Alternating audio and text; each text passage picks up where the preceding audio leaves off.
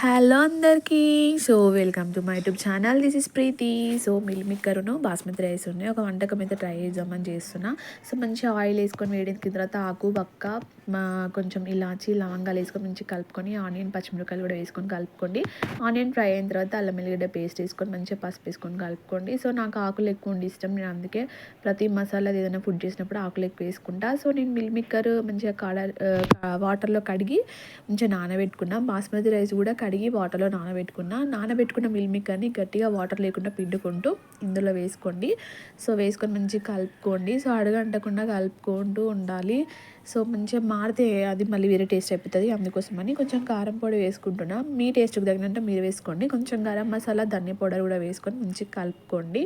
Salt కూడా వేసుకోండి. రుచికి తగినంత సాల్ట్ అయితే యాడ్ చేసుకోండి. సో నేను నా టేస్ట్కి తగినంత సాల్ట్ వేసుకున్నా. మంచిగా కలుపుకొని అడగంటుతుంది కదా, సో అందుకోసమనే కడిగి నానబెట్టుకున్న బియ్యం వాటర్తో సహా దీంట్లో వేసుకున్నా. ఫైనల్లీ అయితే మంచిగా కుక్ అయింది టేస్ట్. సో కొంచెం కొత్తిమీర కూడా యాడ్ చేసుకున్నా. టేస్ట్ అయితే బాగుండే. ట్రై